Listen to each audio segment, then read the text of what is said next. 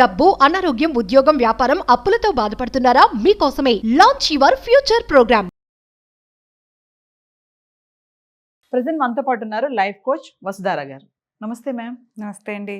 Madam, wife and husband ఇద్దరు job చేస్తున్నారు. So work stress ఖచ్చితంగానే ఉంటుంది. అటు ఆఫీసు, ఇటు ఇల్లు చూసుకోలేక. సో ఈ క్రమంలో కొంతమంది ఏంటంటే, అందరూ కాదు, కొంతమంది గురించి మాట్లాడుకుందాము. వాళ్ళు ఏంటంటే ఈ సెక్షువల్ లైఫ్ ఏదైతే ఉంటుందో, ఈ రొమాంటిక్ లైఫ్ ఏదైతే, దాన్ని కొంచెం అవాయిడ్ చేస్తున్నారు. అంటే ఆఫీస్ నుంచి రావడం, ఆ ఆఫీస్ వర్క్, ఆ స్ట్రెస్, ఆ టార్గెట్స్, ఇదంతా చేసుకోలేక మళ్ళీ ఇంటికి వచ్చి పిల్లలు, ఇల్లు సర్దుకోవడం, ఇదంతా చాలా ఉంటుంది కదా.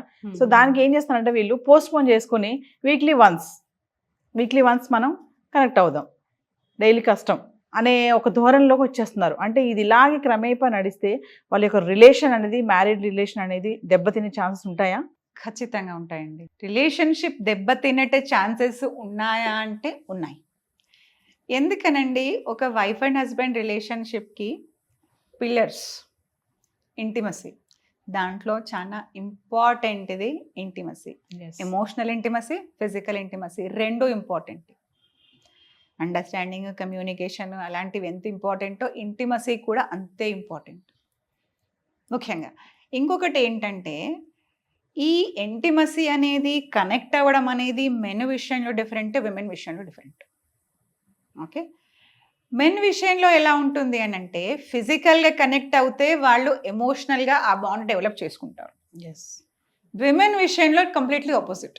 వాళ్ళు ఎమోషనల్గా కనెక్ట్ అయితేనే ఫిజికల్గా కనెక్ట్ అవ్వగలరు. తో ఇద్దరి రిక్వైర్మెంట్స్ డిఫరెంట్గా ఉన్నాయి. తో ఒకవేళ ఈ ఫిజికల్ ఇంటిమసీని అవాయిడ్ చేసుకుంటూ పోతే ఇతనికి సంబంధించి బాండింగ్ అనేది తగ్గిపోతుంది. ఈవిడకు సంబంధించి ఏం జరుగుతుంది అని అంటే, నన్ను పట్టించుకోవట్లేదు,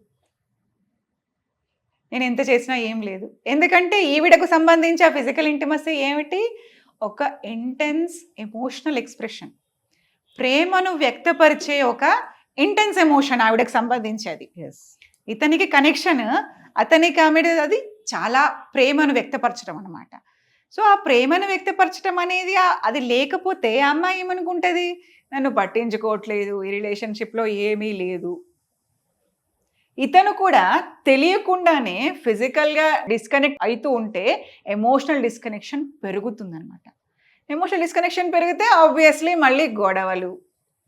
ఈ గొడవలు కూడా లేకుండా ఇంకా డేంజరస్ ఏంటంటే సైలెంట్గా విత్డ్రా అయిపోవడం. అంటే చాలా సందర్భాల్లో మనము ఈ రిలేషన్షిప్ నుంచి దూరంగా వెళ్ళిపోతున్నాము, విత్డ్రా అయిపోతున్నాం ఎమోషనల్గా అని ఇద్దరికీ తెలీదు. వీటిని ఫ్రోజన్ మ్యారేజెస్ అంటారు అనమాట. ఇద్దరికి తెలియకుండానే, చాలా సందర్భాల్లో ఒక్కరికి కూడా తెలియకుండానే వీళ్ళిద్దరి మధ్య దూరం అనేది పెరిగిపోతుంది. పక్కపక్కనే ఉంటారు, ఒకే ఇంట్లో ఉంటారు, ఏమీ సంబంధం ఉండదు. సంబంధం అంటే నేను అనేది ఫిజికల్ అనే కాదు, ఉండదంతే. నువ్వేం చేస్తున్నావు, నీ పని నువ్వు చేసుకుంటున్నావు, నా పని నేను చేసుకుంటున్నా. మాటల విషయానికి వచ్చేసరికి కేవలం ఆ పిల్లలు ఏం చదువుతున్నారు, ఏ క్లాస్ పోతున్నారు, ఎంత ఫీజు కట్టాలి, ఎంత ఖర్చులు, ఇంతవరకే. తో కమ్యూనికేషన్ అనేది సూపర్ఫిషియల్ సైడ్కి వచ్చేస్తుంది అనమాట. అవే మాట్లాడతారు ఇంకంతే. నేను ఎలా ఉన్నా, నాకేమనిపిస్తుంది, నాకేం కావాలి, వాళ్ళకే తెలియకుండా పోయే స్టేజ్కి వచ్చేస్తారు. ఎంతసేపు కేవలం బాధ్యతలు. ఈ ఉద్యోగాలు చేసే వాళ్ళలో ఎస్పెషల్లీ కొంచెం స్ట్రెస్ ఎక్కువ ఉండే ఉద్యోగాలు మీరు అన్నట్టు, తో కొంతవరకు అది కొంతవరకు చాలా వరకు జరుగుతుంది. కాకపోతే ఏంటంటే దాన్ని కొంచెం అర్థం చేసుకొని రిలేషన్షిప్లో దూరం పెరగకుండా చూసుకోవాలి. ఏం జరుగుతుంది, పెళ్ళైన తర్వాత కొంతకాలం పిల్లలైన తర్వాత వీళ్ళు పేరెంట్స్గా మాత్రమే బ్రతుకుతుంటారు, కపుల్ ఉండదు. అది రెండు రకాలు, ఫిజికల్గా, ఎమోషనల్గా. ఆ కనెక్టివిటీ అనేది పోతుంది. కనెక్టివిటీ అనేది పోయింది అని తెలుసుకునేసరికి బయట నుంచి ఏదో ఒక ఆకర్షణ వచ్చిందే అనుకోండి, పొరపాటుగా వెళ్ళిపోవడం చాలా ఈజీ అయిపోతుంది. తో ప్రతి వాళ్ళకి comes at least once in a week, once in a fort night చూసుకోండి మన రిలేషన్షిప్లో మనం ఎలా ఉన్నాం. పేరెంట్స్ కానండి, ఇండివిజువల్స్గా, ఆఫీస్ అనండి, ఇల్లు అనండి, వీఆర్ డూయింగ్ వెరీ గుడ్. ఒక కపుల్గా ఎక్కడున్నాం మనం, ఎంత కనెక్ట్ అయి ఉన్నాం మనం ఇద్దరం ఒకరికొకరికి. ఇది not only about physical intimacy, ఎమోషనల్గా కూడా. ఎమోషనల్ కనెక్షన్ లేకపోతే ఫిజికల్ కనెక్షన్ ఉన్నా రిలేషన్షిప్ సర్వైవ్ అవ్వదు. ఇది ఉండి అది లేకపోయినా సర్వైవ్ అవ్వదు, అది ఉండి ఇది లేకపోయినా సర్వైవ్ అవ్వదు. రెండు కావాలి. ఇంకా కొన్ని టిప్స్ ఏమైనా చెప్తారా మేడం? ఇప్పుడు ఇద్దరు జాబ్ చేస్తున్నారు, వాళ్ళకి కొంచెం అండర్స్టాండింగ్ బాగుండాలి, ఫిజికల్ రిలేషన్షిప్లో కూడా స్ట్రాంగ్గా ఉండాలి అని అంటే ఎలా మెయింటైన్ చేయాలి? వాళ్ళకి టైం ఉండట్లేదు, మార్నింగ్ వెళ్తారు నైట్ వస్తున్నారు, ఓన్లీ సండే వీక్ ఆఫ్ అనుకోండి, ఆ రోజు కూడా ఎవరి పనులు వాళ్ళకే ఉంటాయి, తన పని తనకే ఉంటుంది, ఆయన పనులు ఆయనకి. ఏమని అంటే ఒక్క రోజే మనకి దొరికింది అనే ఒక టాక్ వస్తూ ఉంటుంది. మరి ఇద్దరు కూడా జాబ్ చేసే వాళ్ళు, ఇద్దరు కూడా బాండింగ్ బాగుండాలి అంటే ఏమైనా టిప్స్ చెప్తారా? తప్పకుండానండి. ఒక్కటి నేను చెప్పేది, మీ యొక్క మొబైల్ని పక్కన పెట్టి, బికాస్ మొబైల్ అనేది అత్యవసరం కాదు, కానీ ఈ కాలానికి ఎలా అయిపోయిందంటే వచ్చామా కూర్చున్నామా టపా టపా టపా టపా, ఆవిడ ఏదో చేస్తుంది, ఆయన ఏదో చేస్తాడు. సరే పిల్లలు ఉన్నారు, వాళ్ళు అటెండ్ చేస్తున్నాము, ఐ అగ్రీ, అది చెయ్యాలి, తప్పదు. నిజంగా కూడా ఒక్కసారి ఆలోచించండి, మనకు రోజులో ఒక అరగంట దొరకదా? అది నేను ఎవరిని వాళ్ళని ఆలోచించుకోమని చెప్తున్నాను. ఒక అరగంట టీవీ కానీ మొబైల్ కానీ లేకుండా మనం ఇద్దరము ఒకరి కోసం ఒకరి పక్కన ఒకరు కూర్చొని మాట్లాడుకోవటం అనండి, ఒక చేయి పట్టుకోవడం అనండి, చేయడానికి టైం దొరకదా? నాకు తెలిసి దొరుకుతుంది. సరే రోజు అవసరం లేదు, వన్స్ ఇన్ ఎ వీక్, ఇంతకుముందు మాట్లాడే వన్స్ ఇన్ ఎ వీక్ అన్నా కూర్చొని ఒక half an hour without any distractions మీరిద్దరే కూర్చోండి. ఆ మాత్రం దొరుకుతుంది కదా, వన్స్ ఇన్ ఎ వీక్ అయినా. దాన్ని ఒక రొటీన్ లాగా పెట్టుకోండి. ఇది తప్పనిసరి, నాన్ నెగోషియబుల్.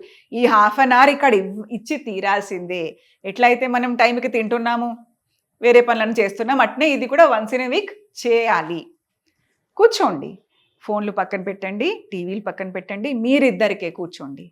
ఇంకా ఇఫ్ ఇట్ ఈస్ అఫోర్డబుల్, లేదా ఇంకా కొంచెం మంచిగా చేయాలనుకుంటే బయటకడన్నా వెళ్ళండి. ప్రతిసారి వెళ్ళి వేరే ఖర్చు పెట్టాలా? అవసరం లేదు, ఇంట్లోనే కూర్చోండి, డిస్ట్రాక్షన్ లేకుండా కూర్చోండి.